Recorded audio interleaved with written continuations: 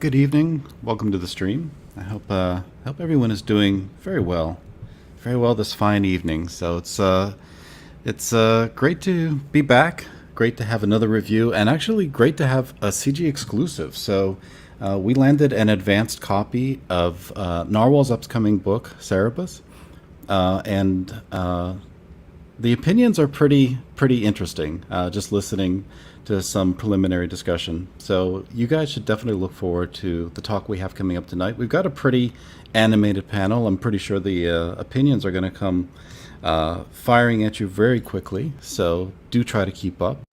And we're going to have Normal on a little bit later, so we'll get a little bit deeper into his mindset as he was writing this book. So look forward to that, everybody, coming up really soon. He's a little busy. He might be a little bit late, but we'll just drag out the discussion. It's not an issue whatsoever. Checking in with the chat. Let's see who we've got here tonight. We've got Wilberforce doing a bit of a throwback line. F off well read. Yes, indeed. I have effed off completely, and there's nothing left to F. So you just better enjoy the little pieces that remain. Good evening, Aldous. It's great to see you in the chat, and it'll be good to see you on the stream. I'm looking forward to discussing this book with you. Jonah's here. Hail. And Dark Gift in the chat representing and on the stream. So select few. We've got Twitless rounding out the panel as well, and everybody definitely is looking forward to getting to this discussion. We've got Velned. She's a she. Velned is representing the diversity in the CG community. So not quite sure where that gender lands, but definitely a fan of Narwhal. So thank you, Velned, for being here. We've got Linkovich as well. Instead of the regular indie pap, he's playing this river music for Narwhal. I've been playing that song actually for a little while, so it's become my go-to. I like starting off the reviews on kind of like a low-key, just easing into them kind of. So I don't know. That's just been my feeling for it. And maybe it'll change. Who's to say? But I do have an after show coming up, definitely. So stick around for that. I'll definitely have better musical selections, particularly for Linkovich's taste. So I guess with that, let's jump into the panel. Let's bring on who we have here tonight. I've already mentioned them. We've got Dark Gift. What's up? Twitless. What's up? And Aldous. Good evening. Yes. Welcome, guys. I wanted to get you on quick because I actually like this panel. This is like a really good concoction we've got here. Chemistry is on fire. Dillard is here to see the fire burn. So a lot of burning opinions. Very feverish minds actively working here. So you guys have lots to say, lots not to say. I don't know. It's 4:20. I don't know if Dark Gift's mind's working that well today. Just gonna go out on a limb. Yeah, I think you might be right. I'm good. I'm good. He's been preparing for this review all day. He's been toking up. So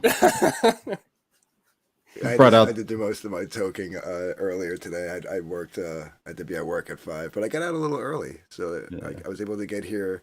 I mean, I got here a little late, but I thought I was going to be a little later, to be honest with you.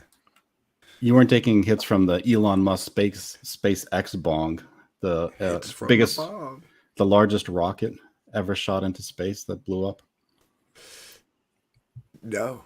A lot of I wish. A lot of science geeks on the panel, clearly. But now you guys keep talking about it. I gotta take a hit. There you go. All right. Well, we've got the good stuff here, so I'll leave you a little hit too. And tonight's narcotic du jour is Narwhal's CERBERUS. So Narwhal's actually quite proud of this project. He feels like it's something that's come a very long way from its inception, and he's quite ambitious with this funding goal. He set it at 30,000, and it's currently at 26. I really do hope he hits his mark. Hopefully, we can get him a little bit closer tonight. but it's a very unique project from what I understand and what the reviewers have mentioned briefly. So going down, let's see what kind of incentives Narwhal is offering. He's got Cave Slave. I guess this is like a backup story that he's also offering with the book, but we only have Cerberus tonight. So maybe we'll do a little follow-up, quick in and out for Cave Slave. You came here for the Booba book. You're going to be sorely disappointed. We're going to do dogs today. Oh, we're doing the dogs. Okay. Yeah. Thank you, Twitless. Doggy style. But yeah, for all the degenerate furries out there, none of the animals are wearing clothing, so this is like your porno book. Mm. Now I definitely don't even want to be here.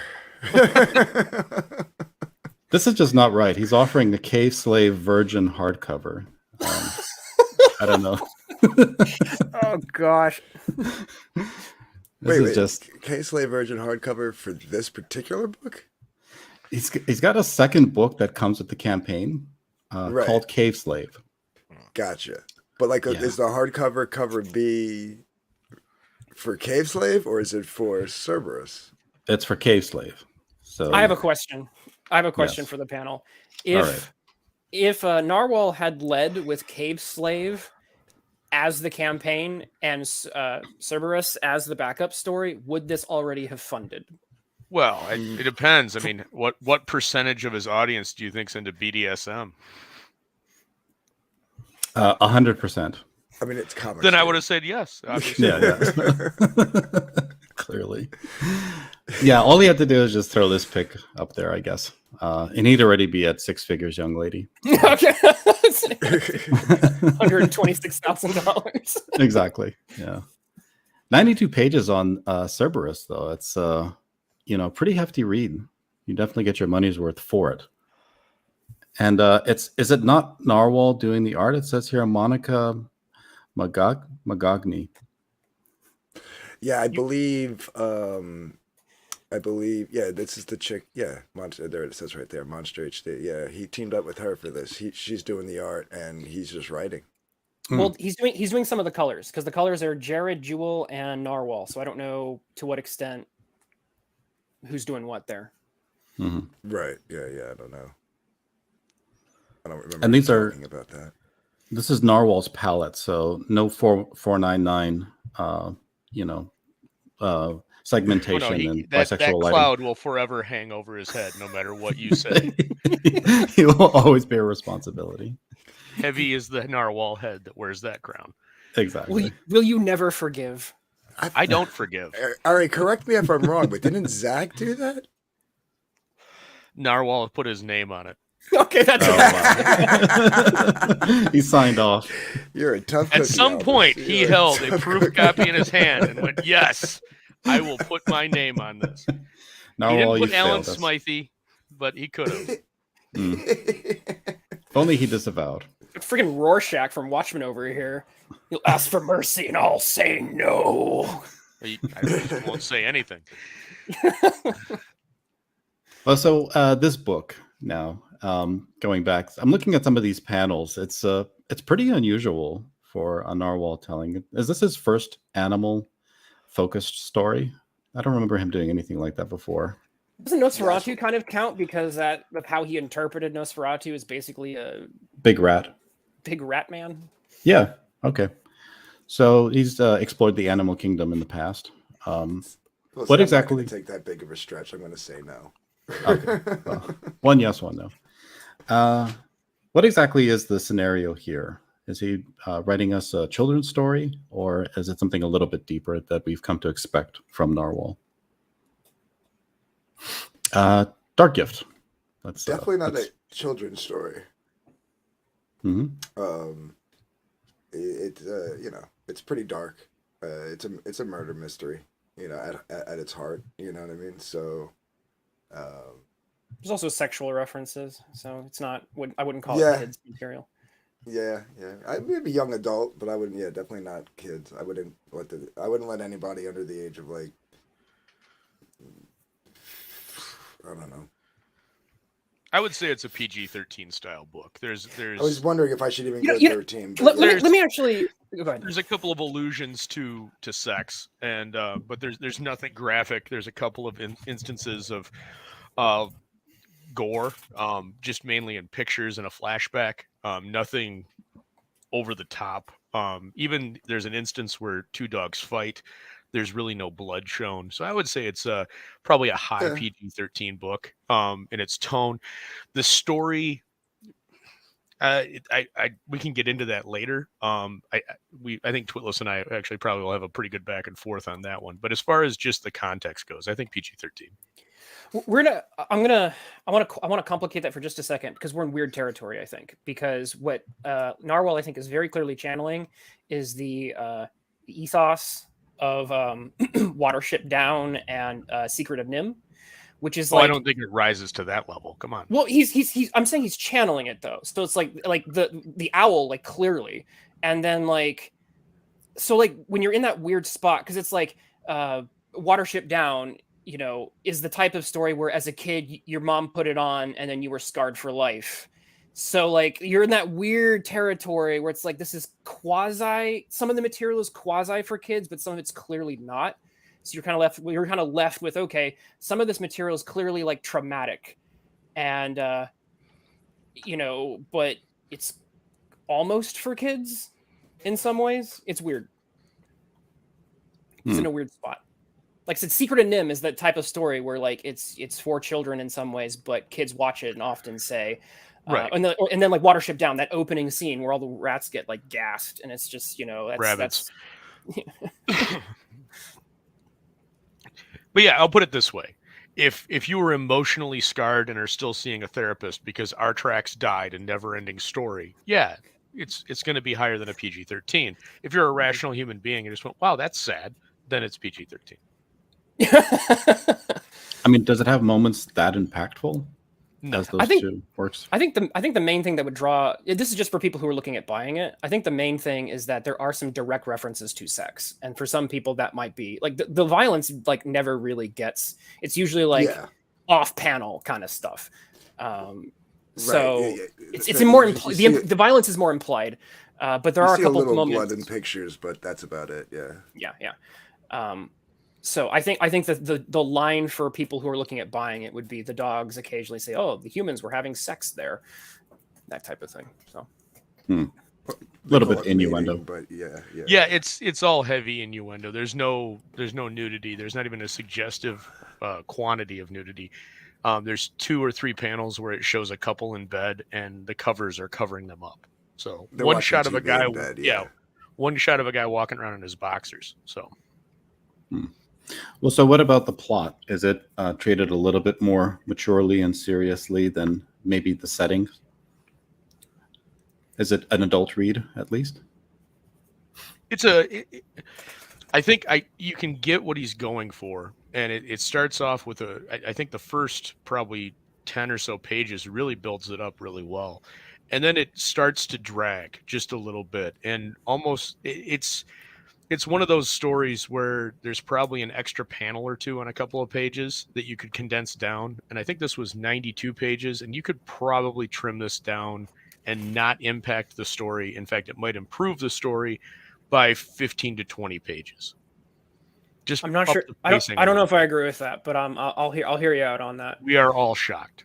Okay. I definitely got a little bit of a Evan Dworkin Beasts of Burden vibe here, without the with nods to supernatural, but definitely this story is not a supernatural one.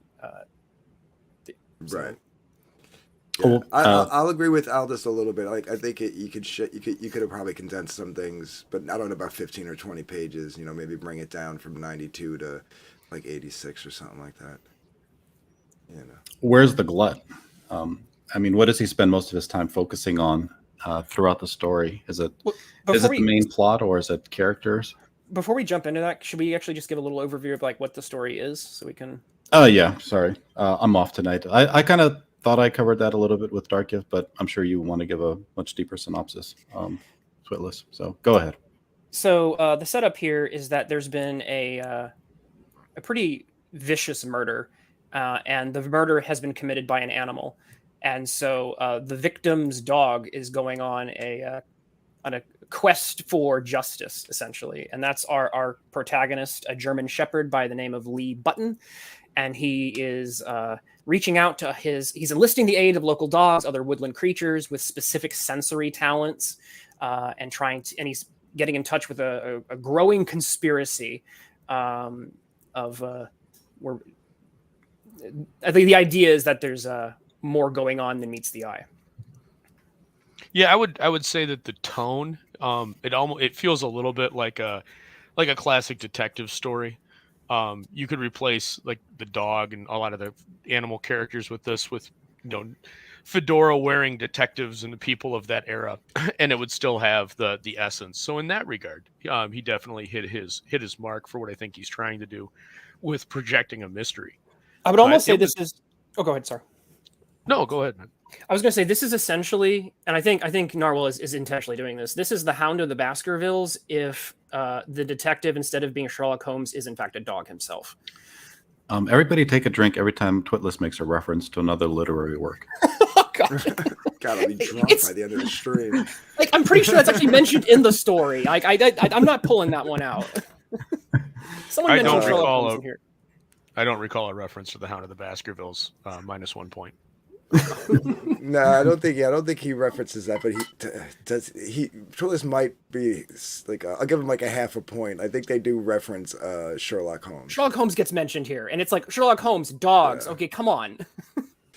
Right. But not a stretch. Yeah, like they just they didn't go directly specifically to how how do you know it's not book. How do you know it's not all dogs go to heaven? They totally did Dark Gift. Have you read Hound of the Baskervilles? No, I mean I mean like the actual statement. I don't think they actually mentioned that book. Yeah, that's what I'm saying. But there was one thing that I really did like in this is, and Twitless alluded to it. Every time the main character Lee Button has kind of created almost like to carry on the Holmesian reference, his Baker Street irregulars. And he has distributed people or enlisting people that have specific talents. So he's got a mouse that has an incredible sense of smell. He's got another dog that's always staked out by the police listening in. And in those panels where they're using their ability, you get like this light blue glow around, whether it's the nose or the ears. That was a really nice touch. It was something that I really appreciated throughout the book, that it was executed very well. And it wasn't overused. I love that. Yeah, that was. I really liked cool. it. It threw me off in the beginning with the mouse, because then at first I was like, "Is this like a supernatural thing? Like, why is his nose glowing?"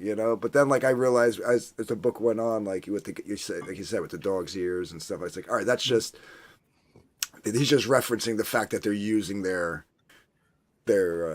sensory talents." Yep. No, it was very deftly done. It wasn't overused. It was interesting that the one time where it was suggested, and I don't know how much, I'm trying to do spoiler free here, but they go and talk to an owl that might have seen something. And instead of the owl's talking in past tense, because again, he might have seen something, his eyes are yellow. And that kind of goes back to the Secret of Nim reference to the great owl. Definitely to Twitless's point, but it was interesting that they used that. I didn't notice it done anywhere else, but I felt like that was something that they were really trying to key in on based off of the way the coloring worked in those panels, because yellow is definitely a contrast that draws your eye in each segment. Yeah. Yeah, I think semi-spoiler free is definitely the way to go with an advanced review.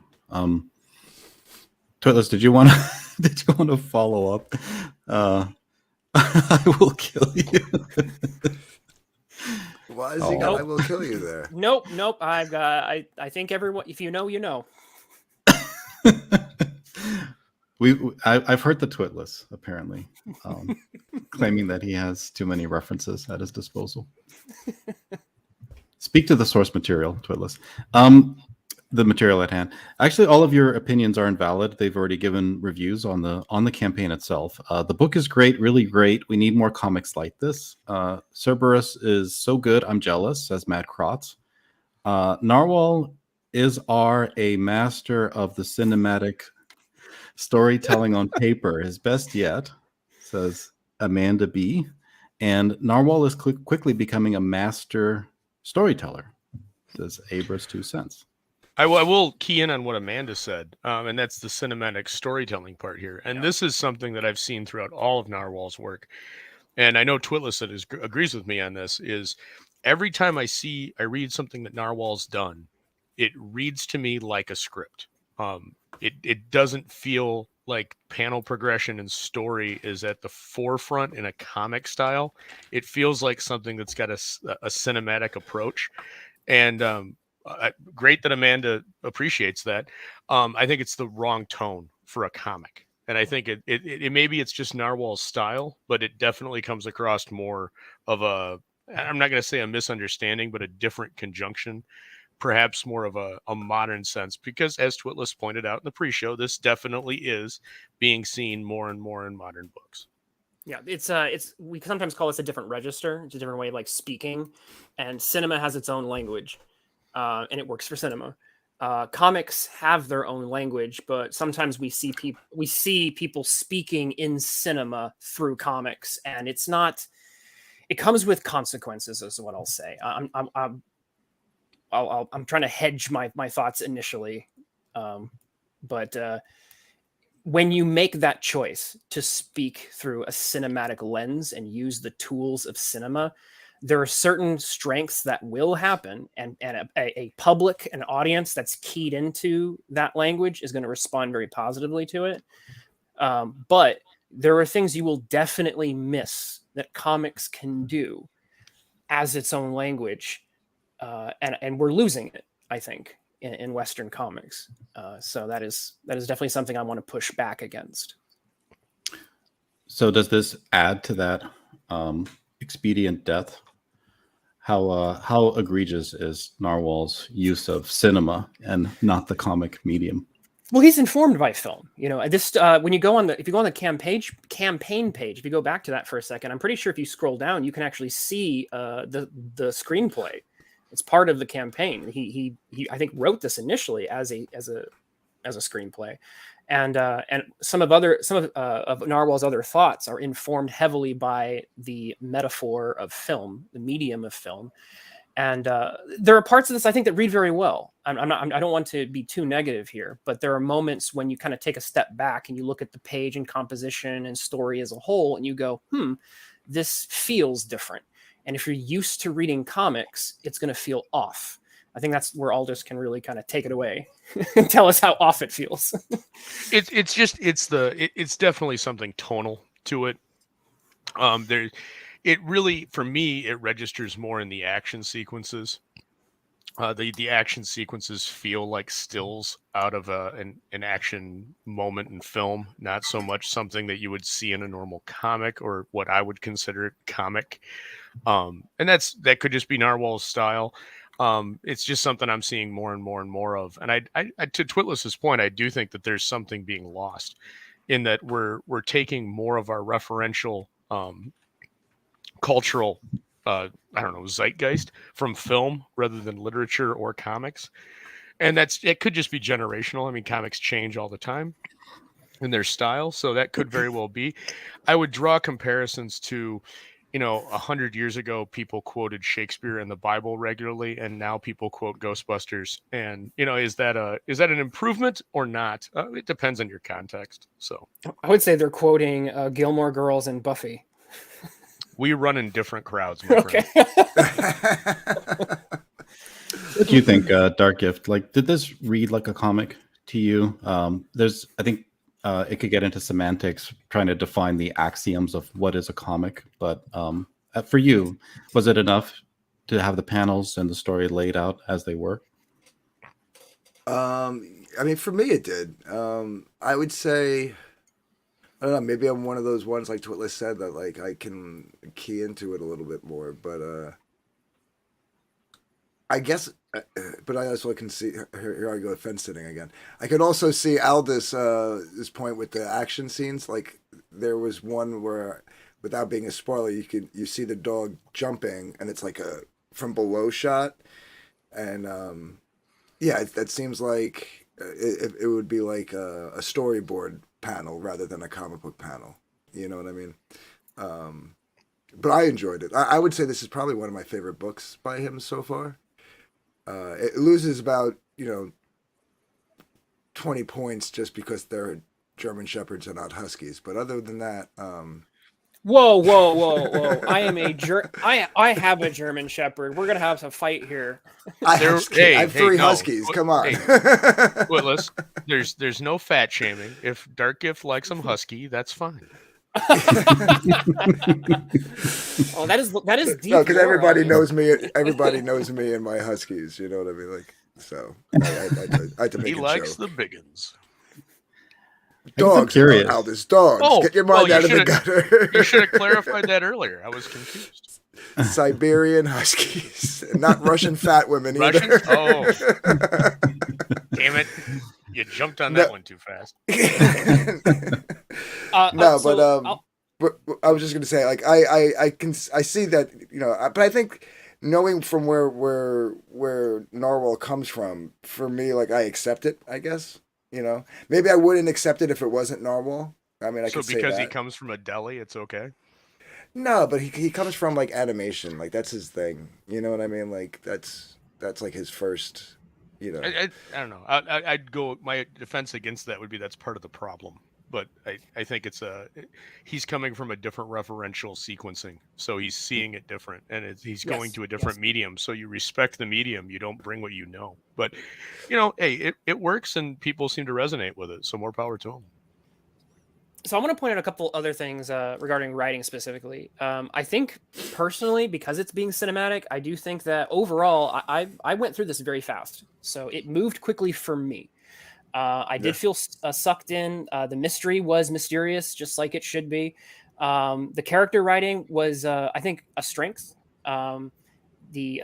We were endeared to the heroes. The villains were dastardly, but there was some subtlety and depth.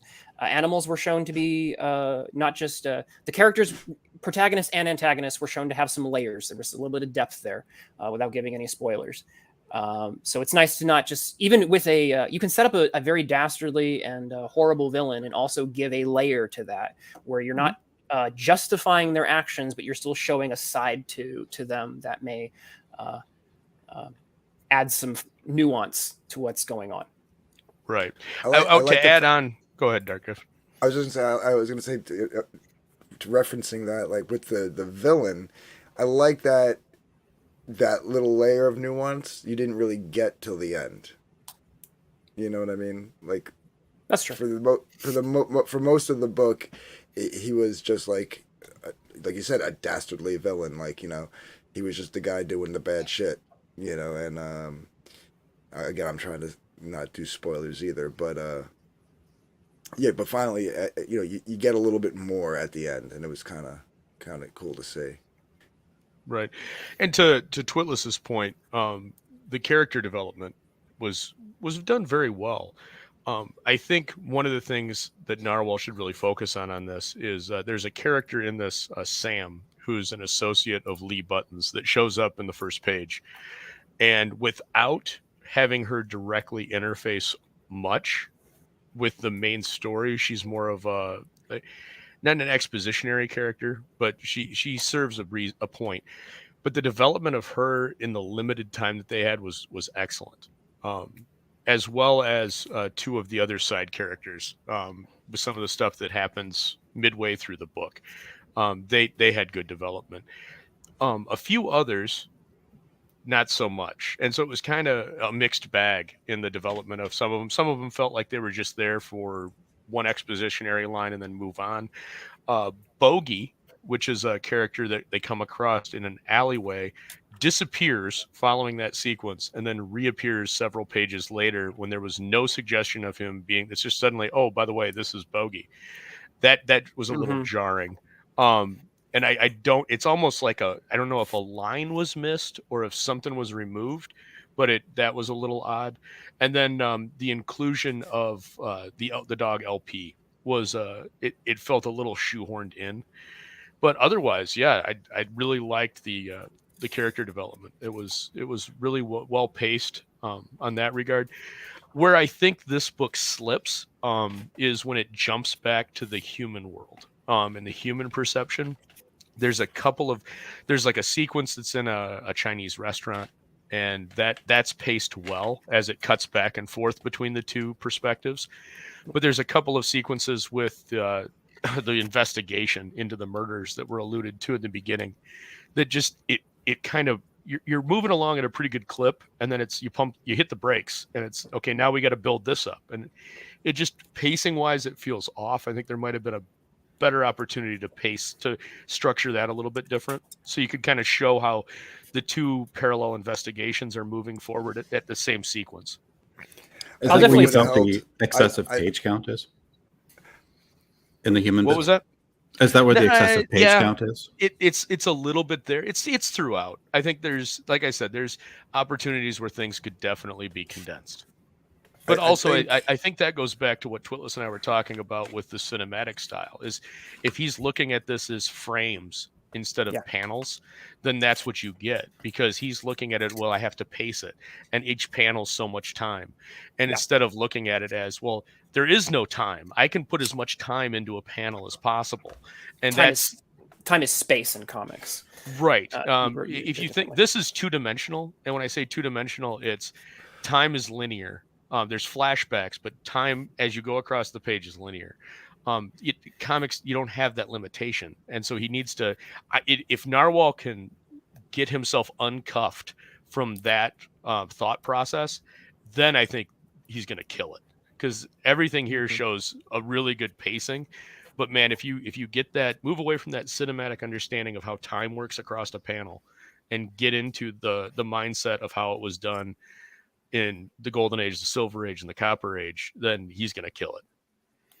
I think because it was 92 pages, like there were certain things like that you brought up that were maybe what could have helped the pacing was like dividing the book up into chapters, maybe.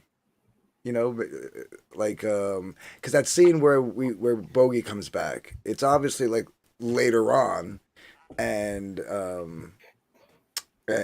like he's gathering his crew together, right? He's bringing them all together. But like even myself for a second didn't realize what was going on. I had to like reread that like first two panels of that page to say, oh, okay, this is I see what's going on here. And like maybe if he is going to be doing stuff in a more cinematic way, it could be like a scene cut, you know what I mean? So that we know that we're not like still moving forward like on a train, like you said, and then jam the brakes and switch over to the human thing. Like that could have been a whole separate scene. You just said it though, which is the difference between a chapter break and a scene cut. See, the thing in comics is the fact that in film, because we're getting the images through time chronologically, the scene shifts. We're just more cued into what's going on. If it cuts to black for a second and then like wipes or fades, we know what's happening. That's language of cinema that's programming our brains to say this is happening. There's something, time is being altered in some way, and we just kind of passively receive that. Comics have different languages. And have a different language. And so like using a chapter break, for example, is in fact one of the ways that comics use to communicate some of those things, or captions, other tools that are in your toolbox as a comics creator rather than a film director. So I think that's actually a pretty interesting point to bring up. Yeah, but what I'm saying, if he's gonna like if this is his style and he wants to try to marry these two together somehow, he can use that, like what would typically be a chapter break, but like as like a scene switch. You know, you can't really do it. You can't really do a scene switch the way you do it in film in comics. It doesn't quite work the same way. Well, it's the page turn is the scene switch. When you hit the even numbered page and you flip it, that's the scene switch. That's the wipe. That's the change. And it's visually it's a wipe. You're wiping the page. You're changing it over. That's where some of this should have occurred. I have a hard time with digital books because I always get lost on which am I on an even number page, am I on an odd number page? Right. Yeah. So I always I hate digital anyway. On something like this, I don't mind. But I always like the printed page better for that reason, because a scene change does work better. And this is something like when I talk about those criticisms of switching back and forth and the drag out of the human world, that very well could disappear completely as soon as it goes into a physical copy, because then you've got that jarring moment of the page turn. Okay, now I'm somewhere else. With what you were talking about with chapter breaks, I think the worst thing that could happen to this would be to put in structured chapter breaks. The story flows. My second time reading through it, I ignored all the human and just read just the dog sequences. That works, man. It really flowed well. I still think it's too long. I still think there's an opportunity to cut, but I think that it would almost be interesting if this was 2 parallel books, with one being the dog investigation and the other being the human investigation, and you were shifting back and forth between the two of them. But yeah, I don't know if there's another way to describe it beyond that, at least from my perspective. You can also, this is also what captions have been used historically, where you literally have a caption that just says later that day, and you don't have to use that one. What I'm saying is that comics have long established a different type of vocabulary to say we've moved on, because like if you just do a black panel in film, again, that says, oh, we're doing something different, but just a black panel on a comics page would be like, what the hell were you doing with that? Do you see what I mean? Like there's different tools. So. Well, you're a fan of the human sequences, Twitless, aren't you? So why do you think they work when Aldous doesn't? Oh no, I'm not the biggest fan of the human sequences. I think the character development in the animals is the best thing going on here. The humans are the humans is where things rely more on a trope, because you've got your like straight-laced detective, and here's the one who's kind of sarcastic, and the two of them are going to solve a mystery together, while the real work is done by the animals. So I can definitely see why people might want to skip over the human parts, because the thing that draws you into the story is Lee Button's character, how he's processing grief. His master is dead. He feels responsible for it. And a lot of that is communicated, if I can say an art thing that I think is strong. Monica's line work is impressive because of how it is expressive. And I've noticed this sometimes in female artists about how they really focus on their ability to emote subtle shades of emotion through in a character. And that is on display here. Characters will have shades of emotions where you have to infer a little bit, but then you're like rewarded for inferring a little bit from a character's expression.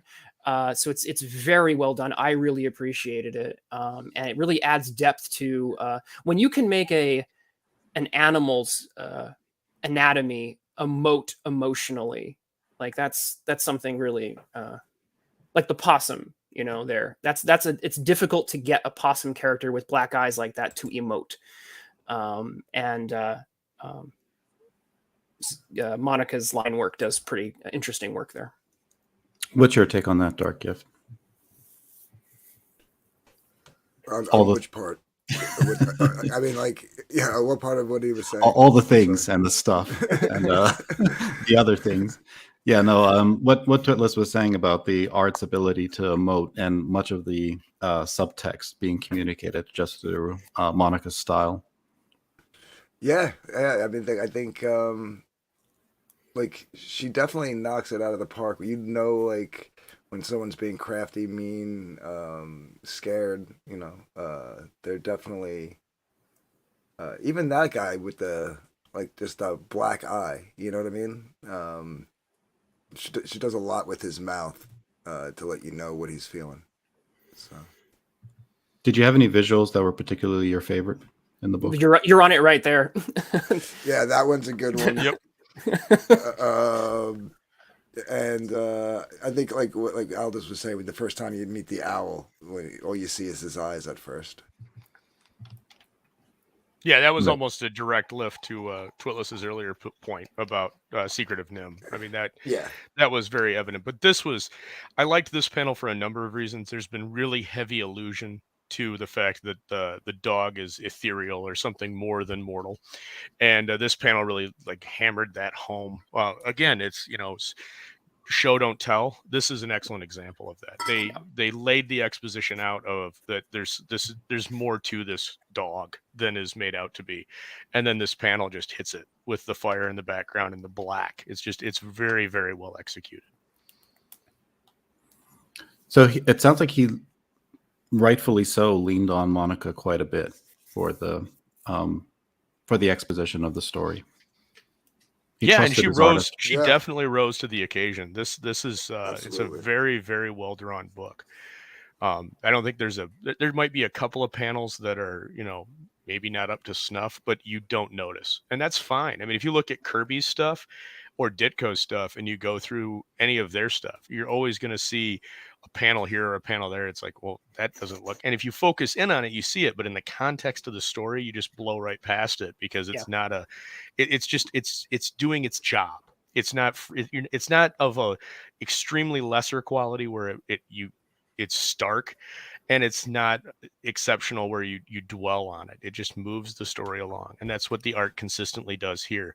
I'm sure there's people that'll look at that possum and the squirrel picture that we were talking about, or the bat that we were talking about earlier, and they might look at that and go, well, that possum doesn't look that great, but you don't care because in the context of the story, it's just one panel, and the next time the possum's drawn, it's in a different context, and it's a better style for that scene, and it works really well. I had to try to find something to criticize with the art. So the best I could do was, and this is me nitpicking. I'm not sure how I feel about some of the perspective work in some of the shots. I feel like sometimes it feels like things are being stretched for some reason. I don't know if it's a deliberate choice or not to create some sort of aesthetic. I found it potentially distracting. You don't really notice it if you're reading through the story pretty fast.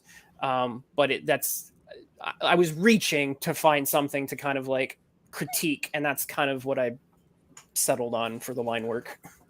I would agree with that. And then if I could, that's one of the things that struck me about the first cutback to the humans. They're in an office, and it's an office on the street that has a glass window, and the perspective just feels, it's well executed. It's well drawn. It just feels like it doesn't belong there for whatever reason. It's this long, kind of drawn out shot, and all of the action is shifted over to the far left side of the panel. And then the right side's just an empty street. And it just, I don't know. There was just something about that just felt amiss slightly. And it was jarring because it was the shift. And again, that goes back to the page turn. If I get this in a physical copy and that's on a page turn, that might not feel so jarring. But in this digital scroll down, it was a jarring shift. If I could go back for a second, I do want to point out one writing weakness. Oh, would you? That I had. So I want to talk just for a second about mystery storytelling and how, because this is supposed to be a mystery, right? So I do want to push back on, because I think the emotional journey of the story works extremely well. I think I'm very engaged. I'm interested. I was excited throughout it. So all those things were yeses and hitting well for me. But I feel like when you are setting up a mystery, there is often a pact you have with your audience, which is I'm going to give you the mystery and I'm going to give the tools. And if you're smart enough, you could figure it out yourself. And I feel like really good mysteries deliver on that very well, where you're figuring it out either just after it's told to you, like kind of as it's being told to you, like, oh wait, I'm starting to see the puzzle pieces. And here, I don't know. I feel like there was a lot of front-loaded cryptic stuff, and then later on, I was like, how in the world was I supposed to figure that out? And so I feel like that might be a potential area to develop if this is something that Narwhal wants to continue to do, which is to, or at least dress up the mystery, because that was the beauty of Sherlock Holmes. The beauty of Sherlock Holmes was that those mysteries seem impossible to solve, but once Sherlock Holmes walks you through his reasoning, you go, well, that's the most obvious thing in the world. And so you actually feel fine about the whole thing. But it's an art to delivering a mystery successfully. I'm not entirely sure if it's being delivered in the best possible way. What do you guys think? I'm agreeing completely with that, shockingly enough. Okay.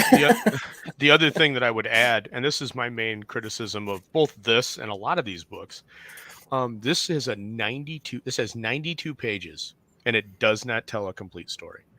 I think that's a failure.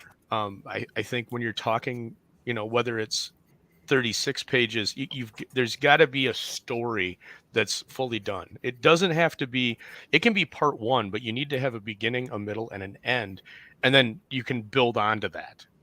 If you look at And again, going back to what Narwhal obviously references is film.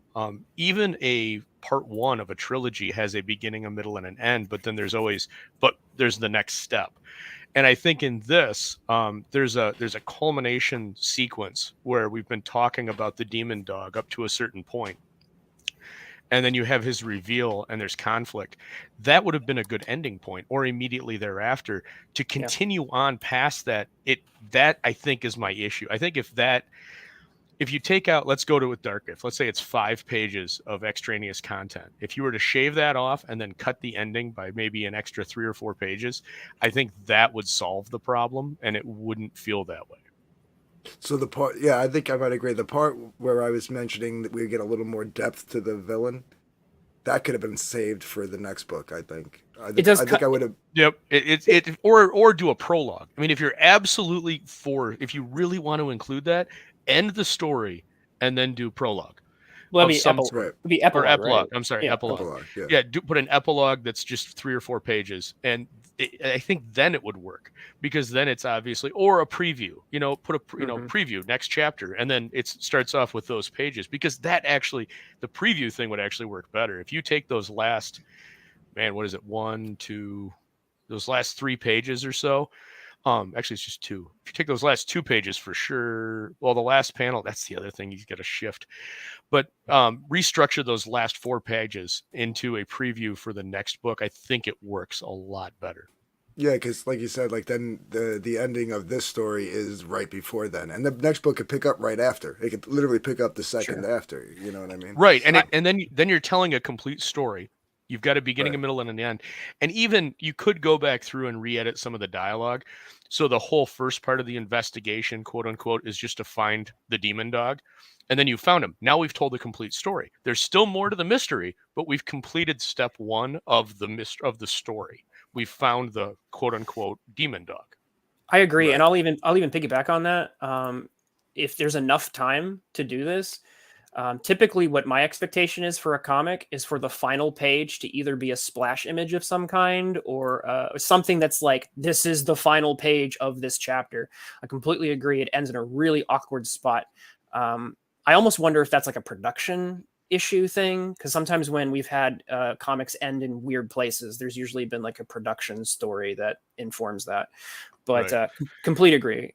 Well, there's a great scene, and I don't want to get too much into this, like I said, spoiler territory, but Lee Button, the main character, is definitely dealing with grief and loss, but up to one particular panel, there's like 2 or 3 moments where there's a suggestion of it's a very high level of stoicism, and you only see him having quote unquote emotional moments very slightly. There's a beautiful scene of him and the rat standing by a dilapidated bridge looking out over water. That would have been a point to end at, because it shows his isolation and it really hits home everything that was built up to that point. And it sadly is just blown past, and then we've got multiple pages thereafter, and it's that was a miss. I think that might have been a good point to end it at, if you're looking for that to be the crux of the character story. Him grieving into the river was one of my second best, I think, favorite panel of the entire book. Yeah, I really like the ending of page 90. What do you think, Dark Gift? Do you kind of concur with the sentiments here? Yeah. I mean, I don't remember what page was the bridge page, because page 90. That was 90, right? Yeah. So I was referring to a different one. I'm referring to the one where he's with the mouse, and he's grieving in the river. Yeah. Yeah. They call him Uncle Lee. What are you doing, Uncle Lee? Is the next panel after that? Yeah.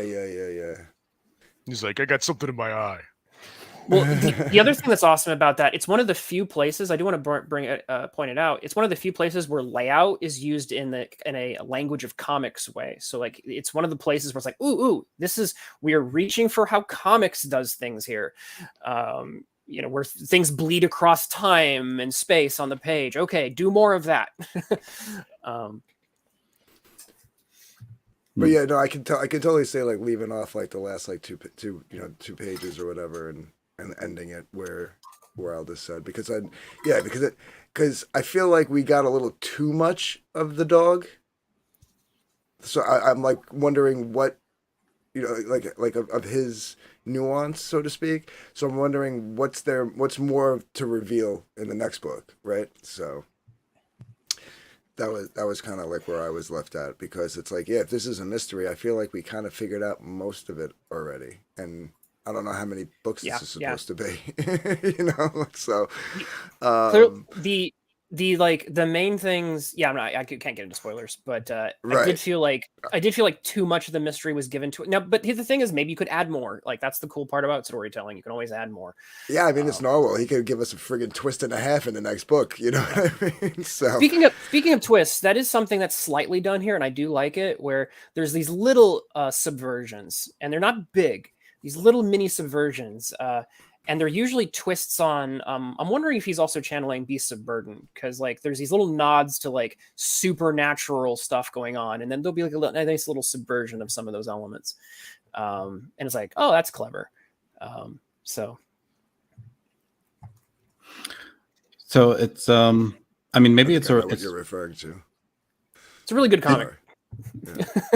Beasts of Burden is by Evan Dworkin, and it's basically a bunch of animals who solve mysteries, and the mysteries always have to do with like monsters eating people and stuff. Oh no, I mean, I think I know what you're referring to by the subversion.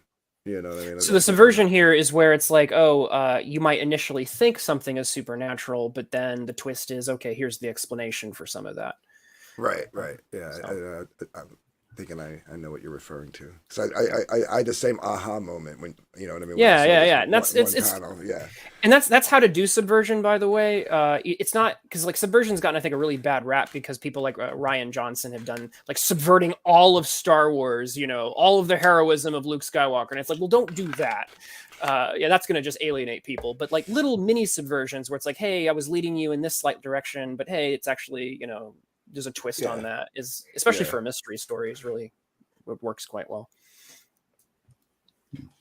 Maybe it was the rush to transcribe a screenplay into a comic, and he didn't really restructure it. He just kind of wanted to cut it at an appropriate point.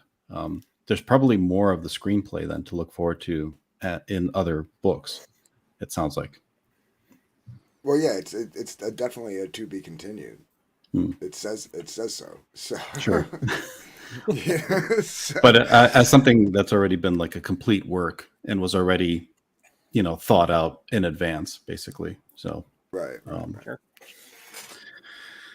All right, cool. Anything else? Did we want to hit on conflict or? Well, I would like a panel ruling. Twitless earlier did technically ask a question that was academic. He did it in passing, and it may have been rhetorical, but he only gets one academic question. So that is not true.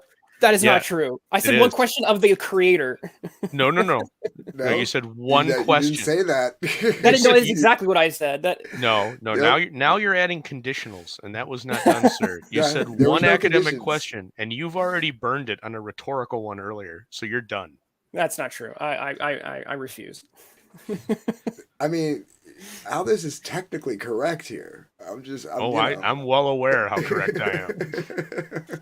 Because when I jumped in the back, that's exactly what you said, and you never said of the creator. Nope. I'm fairly certain I said that. No, you did not, sir. Well, that's what I meant, so that's what I'm going with. We will go back to the transcript. Okay. Has Narwhal mentioned how many issues he has planned? No, I mean, as far as I know, he hasn't, but maybe I missed it. Was it on the campaign page? I don't recall seeing anything on the campaign page regarding how many issues this is planned for. This feels very much like a part 1, part 2 story. I would hope with 92 pages. Yeah. Just with the amount of that we got solved in part 1, it feels like, okay, well, the rest of part 2, just worth, and the way things are going, it feels like a part 1, part 2. It's about half. So again, expositionary in a mystery story, you have always that expositionary moment where everything is handed to you. And that is done here by one particular character. And once that's done, by the end of this book, half of those mysterious expositionary statements have been fulfilled. So I would assume 2 parts because of that, like Twitless said. Yeah. But I'm feeling the same thing. Yeah. Yeah, you could do it again. I'm probably the wrong person to answer that question because in my context, this is a little too long. So I would assume if this is what he's going for the whole thing, you could fulfill 2 in this one, 2 in the second one, and then close out with another 92 pages of drawn out explanation of what exactly it was that happened and why. And that's the other thing, is why hasn't been addressed at all. At this point, they're only looking at culpability. Right. Yeah. Yeah. All right. No, I guess that's everything. No other final thoughts, I guess. It sounds like you guys covered a lot of very thorough territory. Yeah, I'll just add this. You know, I really liked Earthbound by Narwhal. I thought that was a breath of fresh air, and I liked Earthbound too. I felt it really resonated well and was a complementary book to part 1. $4.99 aside, everything I've seen from him then seems to be in the same style. When I say the same style, not the same art style, just the same style of structure of telling a story. This I felt was a massive step away from that. And for that, huge compliment. He's definitely not getting stuck in a rut. He's trying something new, and he really executed it well. Overall, I think this book's a solid 7.5. It's a definite recommend from me. I think it's my favorite from him so far. Yeah. I think it has all the strengths of the films from which it draws influence. It's very tightly paced, and somewhat, I think. The characters are interesting. The growing mystery has stakes, makes me want to know more. I think a few things can be tightened up. I think the series has legs. Actually, it's got 4 of them. Oh! Yeah, I know. That was thank you for... teed that up for you. Thank you. No problem. Tip your waitress and try the salad bar. Twiddlers has been on all 4s too a few times, so you know, oh my god, familiar territory. I thought we weren't going to talk about him being an academic anymore. Oh, harsh.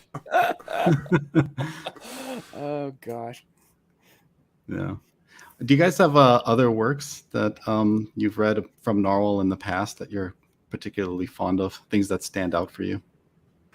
I agree with Aldous on Earthbound, and I liked his Nosferatu. The other one, I didn't get 4.99. And what was the other one? Would you like a copy, sir? I'll take one. I mean, the color palette is... I mean, just thinking about it hurts my head. What was the other one? With the language barrier, the army, Foreign agent, military guys. Foreign agent. Thank you. I couldn't think of the name. That was pretty good.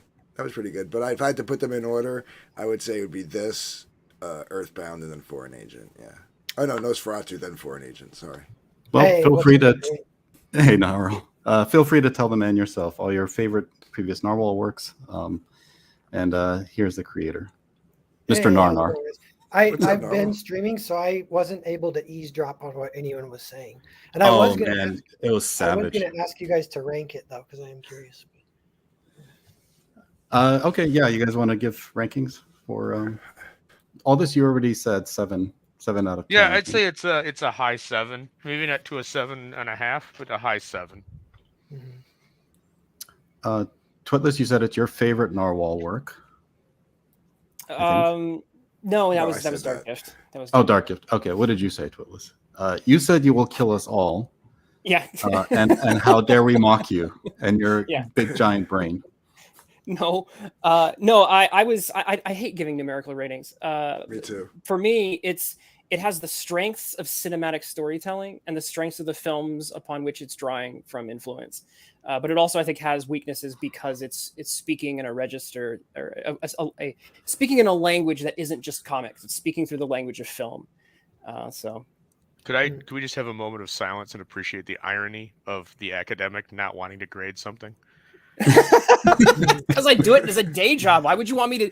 Oh, here's your hobby. Do a bunch of what you do as your job. Welcome to modern day academia. A lot of people say that though. A lot of people say that though, that you draw a lot of inspiration from film and the approach that you take with storytelling. But I'm always curious if you feel like your intent is maybe to make an amalgamation, and it's not so much that you're drawing comics to film, but maybe that you're drawing film to comics. Like, where do you think the scale skews when you're trying to balance the two? Which medium do you tend to prefer when you're drawing from both? Yeah, good question. I think this one more than others, because of the process, it's a little more comic-y because I had to convert the script. All my stuff starts as movie scripts usually. So this one, I convert the movie script into a comic script, send it to Monica. And just from that process alone, it was like just the fact that I have to pay Monica a page rate per page. Like if it was just me drawing, I might go a little more filmy and have it, like, or more, if it's more manga-y or something, like a scene might breathe a little more. This one, I kind of go for a little more efficiency, just because it costs extra money if I want to have a scene kind of take its time or whatever. So that's one association I have with comics and film, is that comics can be more fast paced. That plays out in Nosferatu too. It's kind of interesting because Nosferatu, I adapted it pretty much directly, almost like shot for shot in some ways. But a 90-minute movie ended up being 66 pages of comic, and it worked for Nosferatu's benefit because the silent film is not very accessible to modern audiences because it honestly is a little boring even at 90 minutes. Unless you're really into silent films, it's one of the best silent films, and you can get in the mode and get into it. But when you turn it into a 66-page comic, you read it in like 40 minutes or 45 minutes, so it doubles the pace, and suddenly it's not boring anymore. It's actually kind of brisk, and I think that alone like was kind of a fun discovery about that story in particular, but maybe like a movie to comics kind of thing is a little bit different. So I kind of want to ping off of that a little bit and get into your mindset, because I know you've written a little bit on this as well, but we've been talking in the panel about the fact about time and specifically. So that's kind of what I want to unpack here. So even in what you just said, you mentioned time very linearly, which was not the amount of time it takes to either watch a movie or the amount of time it takes to read a page. But in comics, time is space. Like there's a relationship between time and space, and that allows for comics and film to speak different languages. There's things you can do in one that you can't really do in the other, and vice versa. So if you could narrate for me, I want to get into your head a little bit. How when you translated this, okay, can you walk us through how you translate cinema script onto the visual medium of comics, where we read the whole thing at once? We're seeing time as space in some places. Like, what are you thinking through? Like, where's your brain at? How are you doing that? Yeah, I have a rule of thumb that it's kind of annoyingly simple that I start from, is that I just double the page count of the comics of the movie script, and that's how many comic pages I usually want it to be. So if the movie script's 100 pages, then I want the end graphic novel to be 200 pages. And so when I'm thumbnailing, because that's a big process, that's kind of the main creative process of the transition, is taking the movie script and then thumbnailing it so I know how many comic pages it is and the panels, breakdowns and stuff. And they're kind of scribbly. But when I'm doing that, I'm always thinking the 2-to-1 ratio and double checking as I go. And if it's an action scene, I can go less. If it's lots of talking, I can pack more of the movie script into it maybe. And that usually just kind of feels pretty good. But I think as far as if the comic can have a narrative drive, kind of like a movie would, or a good movie where you would watch it in one sitting, you're supposed to watch movies in one sitting. So the idea of reading a comic in one sitting that's not everyone's goal, but that kind of is one of my goals usually. And to do that, there's certain things you have to do. But I was thinking about pacing, and like, I was like, for one, like Mark Millar is like really good at it, maybe one of the best. And you read ones where you're like, it's good. And I was like, how do you even get good pacing? And I was like, it seems like the way you get good pacing is you have to do everything else really well, and then the pacing takes care of itself. You can't really, almost can't even focus on it. So it's kind of confusing.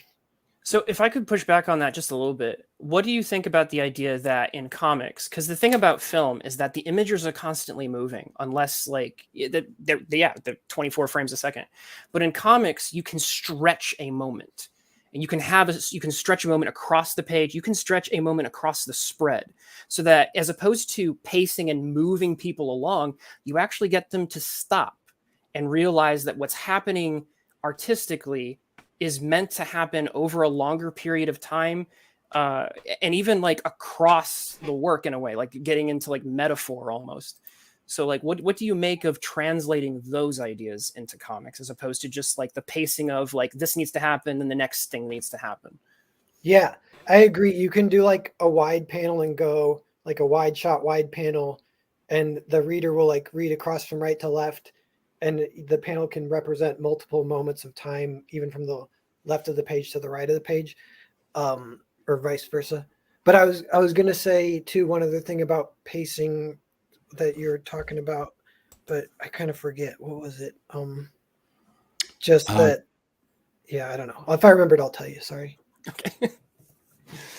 Don't go too fast is usually the right pace. And don't go too slow. Just somewhere in the middle.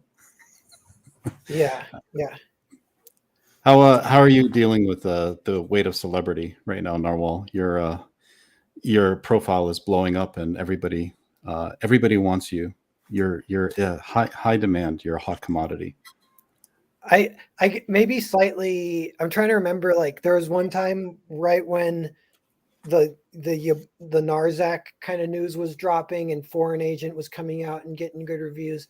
And I think my inbox was blowing up, but I think I was like blackout drunk for a week at that point. And so I kind of don't remember.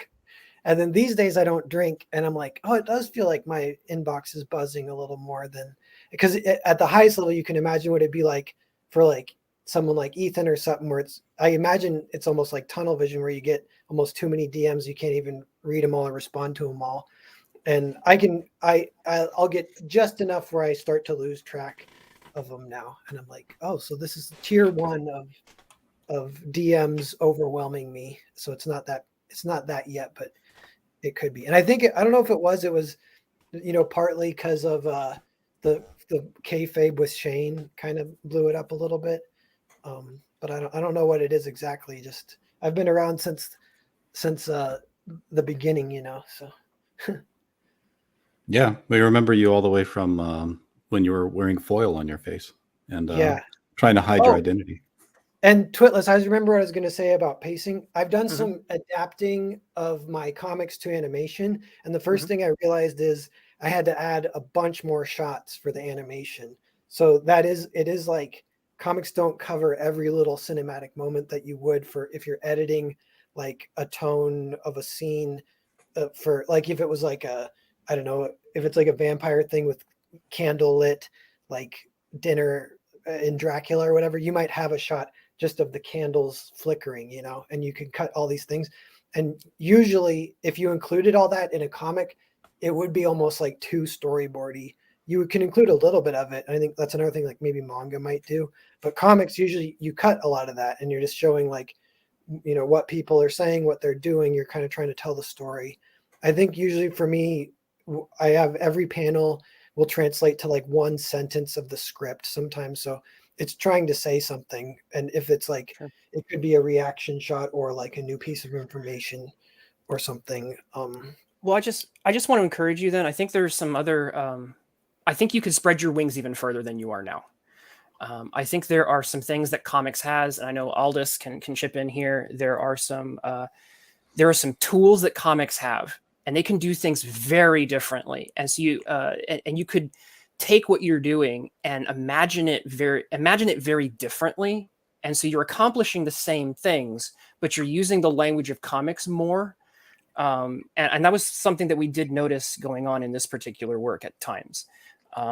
So that's just something that that we're interested in, both Aldous and I in particular. I think we're very interested in seeing. We want to see you, spread your wings more in the metaphor, in the medium of comics, where like, where you can use, like I said, you can use symbolism and metaphor to like imply the passage of time, not just the frames themselves.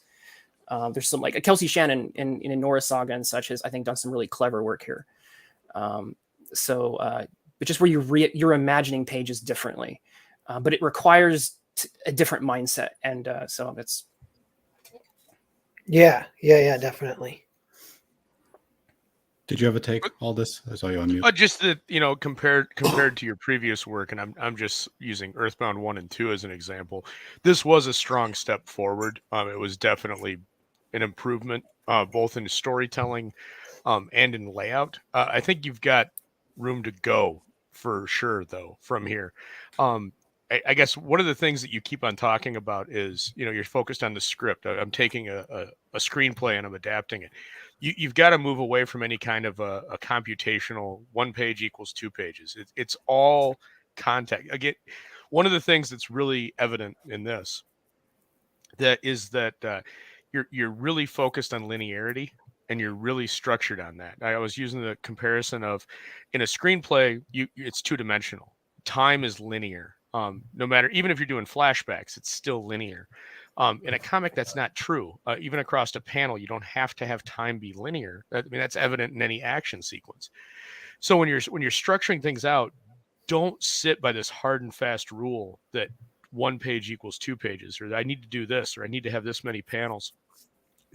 Organically let it flow and display it. It's, again, show don't tell. You're doing a much better job of that with this book, but there was a lot of portions, especially with the human side, where it just felt real rigid. And the other thing was there were a couple, and Twitless mentioned it earlier in the review, and if you missed it, I'll just rehash it. Some of your angles, like camera, quote unquote camera choice, was a little odd at times. It was jarring as you went from one sequence to the next. So just gotta focus on, I would say not focus, but think about that, reflect on it a little bit, if you can understand what I'm saying. I'll bounce off that for a second. So one thing that's going on in Cerberus is the fact that the story is often relating to the senses of these animals. What would a panel or page look like? Let's go with a page. What would a page look like if that page needed to express like hearing? Just the fact of what a character was hearing. Like, what would that look like? And how we could like take that and imagine it on the comics page and also communicate what's going on in the story. These are the types of things that comics can do very interesting games with visually. Or like pick one of the other senses, like smelling, what do you think? Just all you need to do is go back and look at Silver Age Daredevil and how they utilize his ability that he doesn't have sight, but how is the artist utilizing his extrasensory perception, for lack of a better term, to display that? Or if you're going to read Spider-Man, how is the Spidey sense referencing what he's associating with? One's done more verbal, the other's done more artistic, and you can kind of blend the two, but those are really good sources. And that's one of the general themes of both. And this is shocking that Twillis and I agreed on something. So it is probably important to note, because we did agree on it. When you're talking about and going through the story and dealing with some of this, it's vital that you're taking into context I'm trying to think of how to phrase it. It's the structure of you do a really good job of like highlighting when the animals are using their senses with the glow, and that's a great touch. But then, I love that. Yeah, expound upon that a little bit more with how the panel is structured and how you're moving across, right? So there's a couple of scenes where you probably go through 3 panels, what really could be done in 1. And you're talking about, you've got to take into consideration that you're paying Monica per page. Well, that's what you need to take into account, because I'm a firm believer you could cut this down by 10 pages easy, and it could be an 82 page, no problem. I would say probably more like 15, but 10 easy. And I think that's where some of the disassociation is, and I think it's your reliance on that 1-2 page alteration from your screenplay. Well, I'll give another example that also bounces off of that, right? So a little bit. Poor guy hasn't had a chance to respond. Yeah, I know. Sorry. Let's get Narwhal. Sorry. It's exciting conversation. Oh, well, yeah. Java the creator says cut it by 150 pages. Yeah, I know. I'm just listening. I don't know. Like I think that is a fascinating thing to think about is like what would it look like if it was 80 pages instead of 92? And yeah, there are moments where you can condense 3 panels to just one or whatever. And that would naturally play into comics more doing that, I think. Well, I it is was a a little comic, more. so that's probably a good idea. I was a little more liberal with, conservative with the page cutting. I think the last couple of pages could have been saved for the second book, but other than that, I thought it was, Yeah, I don't. there was certain parts that probably could have been condensed. I think, going back to what we were discussing before, I think I agreed with that. But I think that would have cut those last 4 and saved the last 2 or 3 pages and save them for the second book. And I think it would have been a little bit more of a solid ending. But Go ahead. I think I have the biggest criticism here. Why not Siberian Huskies? I will fight you. Oh yeah. Yeah. German Shepherds are the best. Yeah, what's it? It's like Balto or whatever. Yeah. No, I'm just Balto? I have Huskies. I have because I was like talking dogs murder mystery. I'm in, and then it was like no Huskies whatsoever. I was like, damn it. German Shepherd is the dog that pursues justice. I completely agree. I'm gonna pursue my foot up your ass. Right after you ship your book. Um, I'll be waiting. I'm waiting. Oh. Will it get here before or after? how do you approach these works? Like, do you feel like the more premeditated method and like making sure everything is planned and calculated in a certain way as your initial method, or do you try to emphasize allowing a natural voice to flow? Like, where's your preference in terms of the way you're expressing and writing yourself? Are you soul searching when you're writing, or are you trying to maintain certain structures and formats that you think are conducive to the audience and their experience in reading your work? Yeah, I think lately, even the last few years, it's a lot more trying to feel it as I go. I won't know the ending while I'm writing, and anything could happen. And then the problem with that is you do dead end sometimes, and then it'll just mean redrafting, starting over. But that's the funnest for me is when you're almost writing straight ahead, just trying to. But some of that is it requires a lot of the understanding of the world just to even do that, and that'll take me a few drafts to get comfortable with that in my head, and then it kind of clicks, and you can start playing with what could happen in the story and stuff.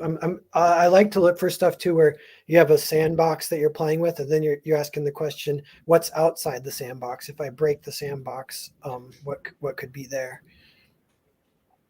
What are you discovering about yourself as you're going through this process of writing and then rewriting and having to constantly readjust? Well, it is a lot of self-doubt and frustration and sadness and then some elation if you hit something you're like, that was good. And I only write 1 or 2 days a week. Usually I'm drawing, so I always look forward to my writing days, and I'll get up early and get a pot of coffee and get a buzz from the coffee and write for like 4 hours or so. I can't write all day anymore. In my 20s I could write a movie script in 1 day sometimes, but it would suck. I was still trying to figure it all out. And nowadays I can only write 4 hours max. And then I'm like, my brain kind of hurts or something. It sounded like you had a lot of elation from this work. How do you feel that you've mastered your craft and you've advanced by the work you did with CERBERUS?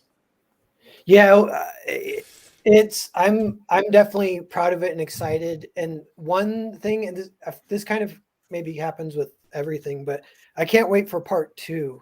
And I'm curious what people will think, like reading part 1 and part 2 combined. Because there's a lot of cool stuff that happens in part 2, so I just can't wait for that. But yeah, the thing that I wrote that I'm there's two, there, like the new Earthbound script I'm pretty excited about. And then there's a random script that I wrote with me and Mike Murphy, like kind of worked on it together, and then I wrote the final draft, and it's called Eclipse, and it's like 100-page comic, which is one of my first ones that's the whole story's in 100 pages, because usually they're 200 pages or more.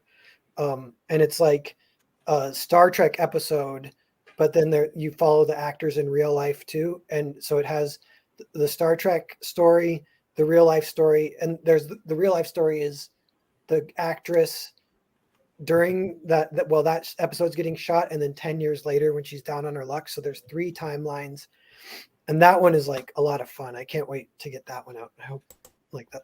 Then now I want Monica to draw that one, but she has to draw Cerberus Part 2 first, and then Eclipse. So it might be a couple years, but that's when that it finished. I think I finished writing it like last summer or like last year even, and I keep sitting on it. I'm like, it's kind of one of my favorite things I've written, and I don't know what to do with it right now. But are there a lot of other? Yeah, go ahead. Go ahead, Darkin. Because you had Monica draw this, and you mentioned wanting her to draw something else. What was it like to not be the one drawing your story? Yeah, good question. For me, it's like a learning curve that I'm super into getting better at. And there was, because it was Earthbound 2 gave me the budget to hire some people. So then I immediately hired I kind of asked Vaughn's permission because I don't want to poach his artist, and he's like, for sure, because he doesn't have work for all the time anyway. So then I reach out to Monica, hired her. We start working on this, but a few other artists. I was working on some other stuff, some Earthbound side projects and some short story stuff. And there's with Monica, it was like all the artists have different approaches that you kind of got to get used to, because it wasn't with Monica, but there was a couple others that they told me after a while, they're like, not after a while, but after a couple of weeks of us like developing it, they're like, you're too hands-on. I actually don't want to do it anymore. And I was like, oh, okay, sorry. And I've been getting a little bit less, kind of because of that experience. I've been getting more and more trying to wrap my head around that you're embracing the collaboration, But with Monica, what was interesting is it was her first animal script that she had drawn. And so at first, the character designs weren't quite what I wanted. So we had some back and forth at the beginning. And there was a point where I was like, kind of because I was self-conscious about that. I was like, I don't want to be like overly hands-on with this. Like if you're uncomfortable with it, we actually don't have to do it. And it's no hard feelings. And she's like, no, let's do it. I want to deliver to you your vision. That's my job, is to deliver your vision, which is like a way more like, work like what, like a tradesperson, professional. Not that the people who other people weren't professional, but it's very like professional minded of like, she's coming in to do the job, and that was kind of fun and cool to work with her. And from there, it didn't take that long. And then she was drawing the characters perfect, like kind of how they are now, how you see them in the book. And then from there, a lot of it was she would just turn in pages, and it was better than I imagined anyway. So at that point, there's no issue at all, and I'm just kind of enjoying. Yeah, relaxing. Yeah. I guess you kind of touched on. I was like wondering, like, was it hard to give up a little bit of control? And I guess initially, it sounds like you were, maybe it was you didn't realize you were doing it, but you didn't give up enough control. Yeah, it is like, because I do have a thing where I can see a version of it in my head, and then they'll turn in pages that are different, and then I have to see like, is it better or worse? Should I say anything? And it's a little bit different too when I'm paying them, so I usually will say something, and then it's a question of their personality, if they're into. But one guy framed it pretty well. He said that, and we're still buddies, and we still might work together, but we have to change it up. And it's, shoot, what's his name? I forget it right now. But he said, he's like, you're acting like the director instead of the writer. And if I'm working on something, I need to be the director and you be the writer. And I was like, okay, like that's like a really good way to put it. And I understand. So that's funny. I've used the same line with somebody. Yeah. So earlier you Which you Pornhub mentioned site is that on? What was that? No, I was making a crack at Dark Gift. Oh, Oh, I didn't hear it either. I'm sorry. Never mind. Twitless deserves a kick for that. So okay. go ahead, So, Alda. but earlier you mentioned that you approached Vaughn because he was working with Monica and you wanted to, make sure you weren't poaching his artist.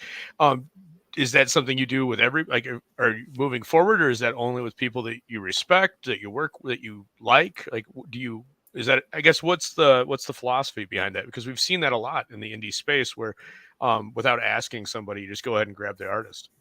What's your philosophy on that? Yeah, I guess I'm trying to think because it would seem like it would work itself out. And me looking back at it now, it's like, and like it came up once with Peter Samedi too, and I was like, he said the exact same thing. He's like, there's no situation where I can give this artist all the work, so no matter what, they're going to want you to reach out. So he's him and Vaughn, it almost sounded like you didn't even need to ask. But in the Vaughn's case, I just didn't even have her email, and so it was nice of him to just even give me her email. So that I do. Yeah, I kind of more think like it works itself out anyway, because the artist would say, hey, I'm too busy, sorry, if they can't. Like the actual act of poaching would be a little more malicious and obvious if you're doing that. If it I think. Does that make sense? I mean, I guess that's a good question though. Like, when does it become just like looking for work, like a work for hire situation and then poaching? I imagine poaching would be like insisting and then kind of like some like gay ops behind the scenes and some Oh, like if sweetening they the say deal. I'm too busy, I'm working on this, and you're like, I'll pay you more type of thing to come over Yeah. here. Yeah, Okay, yeah. yeah, I see what you're saying. Okay. Or if they violated a contract, if they had a signed contract or something like that. Well, what if Narwhal didn't know they had a contract? What if they took the job and broke their own contract? Well, that's kind of where Yeah. that's where I'm alluding to it. At what's the level that Yeah, that would be some drama of miscommunication, and it'd be a bummer. So if you want to avoid that, then you could really do due diligence by being like, yeah, like asking the people they work with, make sure it's okay, that kind of stuff. And I wonder sometimes, I'm wondering if it is a funny question. Like can't think of any examples, but there might be a time where some writer is teamed with an artist where it's their collaboration is more iconic. With Vaughn's and Monica's is kind of like that. So that would be an example where it is good to ask him a little bit, because it's almost like a brand that they have together. And if it's like that, you maybe would want to ask, or there might be examples where they would be a little more possessive of it. Like I think I've seen it with film directors where they get possessive, just only in indie movies, but they get possessive of actors or actresses that they have the contact information for, that are like maybe a little bit higher up, that have worked on some like WB22 shows or something. And so then if one of their friends like gets the email from them without asking them, the emails that actress like, would you also want to work on my show? I saw an example where the guy was like, what are you doing? Why are you doing that? Don't bother her with your crap. She works on my stuff. Like she's my contact or whatever, my black book. I'm a possessive of Twitless. He's exclusive property of this channel. Oh, okay. That's only because no one else will have him on. Let's be exactly. So be thankful for somebody taking you in, Twitless. Pity hires don't count. You've got a fan club in the chat here, Narwhal. Well hung and dung. He's saying, I like Narwhal. He's sweet. Can we crowdfund him a life? And, thanks, well hung and dung. He also says, I want Narwhal to slice my pastrami, but he has to wash his hands first. Well, mail it to me and I'll slice it and mail it back. No, I think he's talking about a different pastrami, but he wants to know who colored the book. That's me and Jared Jewell. And Jared Jewell's kind of a frequent collaborator who more and more, we have a big project coming out in the summer, but he's a really talented at many things, but coloring is one of them. We just kind of co-colored it. How did that work? I'm kind of curious. How did you do that? So with him, it worked. He's a great collaborator because he comes from animation where he can kind of plug in. So a lot of how we colored it was like designing a workflow, almost like an animation workflow, like color keys, and we had like some some ideas for the art direction, where one of them was like, all right, base colors are all going to be desaturated, but then highlights can be saturated, and that alone kind of explains a lot of the look of the book. But those were our rules we're both following. There'd be times where he's like, another one is using when to use airbrush and when to use sharp edged brushes, there's some kind of rules around that. But he would message me and be like, so what's the color, for this scene? And I might just say like daytime or whatever, but you do whatever you feel is natural. So he was coming up with a lot. If he was drawing a page, he was just winging it and doing a great job pretty much. Oh, so he did everything from flats to rendering. Yeah, well, and then we would he would, but we would split pages. And I think he ended up doing like 60 pages and I ended up doing like 30 or something. So he did more than me. How did you maintain consistency without like having there being like weird breaks? And it's mostly him being like coming from animation and just plugging in. Like we were using the same brushes. So, like an airbrush and a sharp brush, you pick one or the other. And then like we had the rules for the layers, like bottom layer, like every page will have like 3 layers, like a base layer, which above the flats, not counting the flats. So you got your base colors, which is like flats, but correctly colored. And then we have an ambient layer and a highlight layer. And so like 3 color layers per page. The ambient layer uses the airbrush. The highlights you use both or whatever looks best, kind of. And the highlights can be more saturated. So those are like our rules. We could write a manifesto out for how we're going to color it. Okay, that's cool that the rules made it so that like so what you're saying, the rules made it so that even if you have different artists doing it, that you get that level of consistency. Yeah, and that the rules kind of created the style almost. And that might be something I might have learned from that. Is like it's kind of fun to think about that going forward in other projects. Like what constraints can you make on yourself to create the style?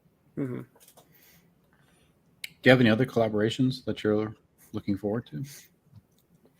Yeah, just the one with Jared is going to be pretty cool. It's another long one. It's called Hotel Story, and it's about a witch who's sacrificing an entire hotel at midnight, and to live another 1,000 years. That one's going to be 200 pages, or maybe actually a little longer, like 240, like Earthbound, kind of 2 volumes. And that's another one that's it's like a little bit interesting as far as time, because it's a comic 240 pages, but it takes place in one night. So that's a little bit different for comics, like a little more rare for comics to do that kind of thing. It sounds like that's your marker. Is like you start with like a simple premise, but then you build a lot around it. So 200 pages is a lot of story. My favorite movies, and movies are probably more influenced than comics, although I like them both, but it's always set pieces. And I define set piece in a movie as when time goes to real time, and then there almost isn't a story. Like the story becomes like primal of will they or won't they, question mark, or whatever the question is. Will they survive? Will they blah blah blah get there in time? But like specifically, like, I mean, there's like a handful that I love, but there's a movie called Body Double that's directed by Brian De Palma, and there's a scene where the guy, he's like a peeping Tom looking at the neighbor, who's this woman who like dances naked every night at a certain time, and so he's watching her, and then as he's watching, he sees a dude in a mask with a chainsaw, like, or a power drill, break into the bottom door of her apartment. So he immediately calls her, and then he's trying to warn her. And like that whole scene, it ends up being like 10 minutes. It's like so intense, and so fun. And I'm like, so I try and do that stuff in comics as much whenever I can. You ever do like little writing exercises with your friends and like throw out ideas on different properties and just like, what would I do with this and what would I do with that? Yeah. I think today I was working with Jared this morning, and we were talking about bath salts. Okay. The Because stuff that makes people eat people. Okay. yeah, because it came up. I was like, that'd be a funny stream title. I want to title a stream "Narwhal on Bath Salts" and just see if people. What? And then Should when they name your come in, they'd be like, restaurant that. yeah, they're like, you don't seem like you're on bath salts, Narwhal, and I'm like, yeah, it didn't work. I'm like, they're not working. The bath salts aren't working. Take But- more. Yeah, so we were like riffing off that for a while, and I was like, that would be kind of a funny comic if it was like just peer pressure to take bath salts. Does he or doesn't he? Lots of peer pressure. He does do it. Then he goes crazy, eats someone's face, gets shot by cops, and we were like laughing. And I was like, Best that would dream be ever.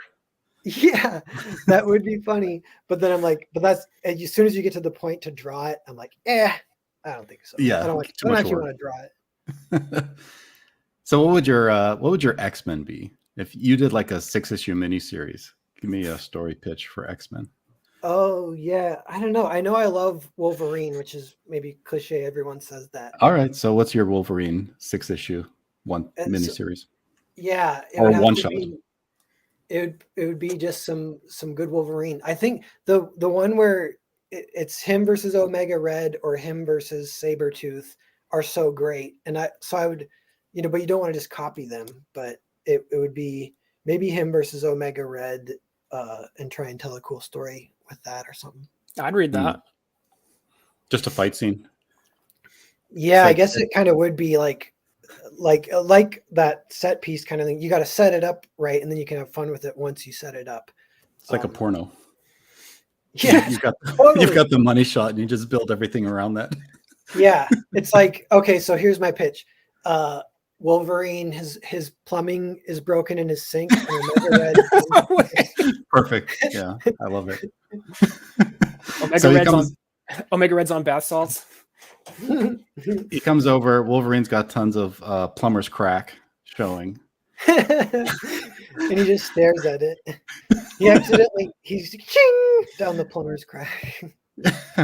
Yeah, Wolverine would unclog a drain in like no time with those claws, right? Like, there's no Yeah. turd that could withstand him. Yeah, he'd be He the would plumber probably. He'd pry that thing out. All right, I won't keep you too long, Norwal. I think you've been streaming like for hours. Yeah, I how's have your 3 new- tonight, and I'll probably be getting back to the other one if they're still streaming. I'm gonna say hi to them. But Oh, wow. I appreciate you guys doing this. Thanks for checking it out. Yeah, thanks for sending us the preview, Cappy. Thanks for Appreciate it. sharing it with us. It's a good story. Thank you. Yeah, it was great. We enjoyed appreciate talking it, about it. Enjoyed talking about it a lot. And thanks for stopping by. Conversation's always great. So it's great hanging out. So thank you to the panel. Twitless, Dark Gift, Aldous. Your opinions were appreciated as always. A lot of great discussion there. And getting a chance to talk about an advanced review that was really cool. So people can look forward to the campaign. Are you expecting to fund? Because I noticed you had like a really high ceiling. You're 30K and you're about 4K from it. Yeah, 5 with days left. like 5 days left, it'll be tight. It's times are tough a little bit for crowdfunding. I'm notching down the short story collection and this one. Both are breaking even or even losing a little bit of money. So I'm definitely it's all good, but it makes me think I really want to do an Earthbound story. So I might do that. Put that extra on the burner to try and get it out ASAP. Seems like that's my bread and butter, and we'll even see. Because I wonder if it's the economy or whatever. But everyone's been ticking down just a little bit with the crowdfunding. So yeah. Do you normally set such a high ceiling? A lot of people just go 5K for their. Yeah, just for this one, it's a little more transparent with the business plan of 30K is my break even point for hiring Monica and everything and printing and shipping and stuff. And so it'll be in demand for a little bit too. So I'm pretty sure it'll hit that easily enough. And that point, I actually get the money that I invested in it back so I can actually fund part 2. But then it's a question of hopefully at some point I'm actually making profit, because it is indie comics is like building the train tracks when you're on the train. So you're wondering what lands and what hits. And this is I did 2 in a row that are like borderline artsy fartsy. Like I did a short story anthology, and then I did a talking dog story. So I'm like, I got to do like a hot girl action thing or something, you know. You need to crowdfund that Wolverine plumber story. That's a win. Yeah. $6K. Bath salts, Wolverine plumbing. Yeah, that's a 6-figure book. Yeah. All right, no, it's always great to catch up. So let you get back to your other stream, and thanks again for the books. Hope everything works out with the campaign and you hit your marks. So yeah, indeed, man. Good luck, guys. Yeah, we'll see you around. All right, see you guys later. Oh, everybody, go click the link for Unzipped starting in like 10 minutes.